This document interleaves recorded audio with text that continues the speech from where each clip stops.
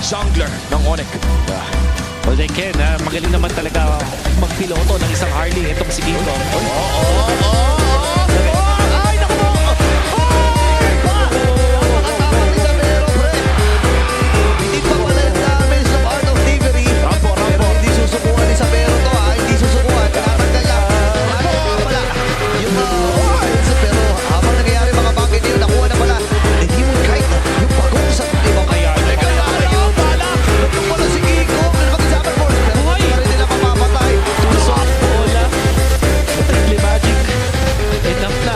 Pero kailangan pa nila na mas marami pang ganun mga plays. Okay, placing duet na gagawin nila. Inaabangan nila. Kung saan pa ako Light. nasa doon ako.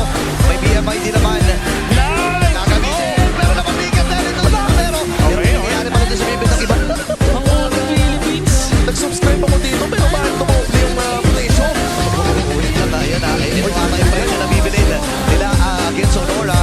Iwawag na nga tayo gamit. Pag-ialan na pamula.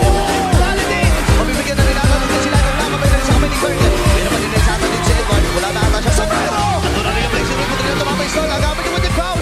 Aabangan. Pero si Dominic pero hindi pa rin naman imposible para sa Aurora. Tatamaan ng stun. Ito si Edward. Glory Spotter. Ihaharang din para hindi makalapit na tuluyan dito ang Onyx. Pero papasok si Bruce. Kung ano din yung Mesikas na mga hamden.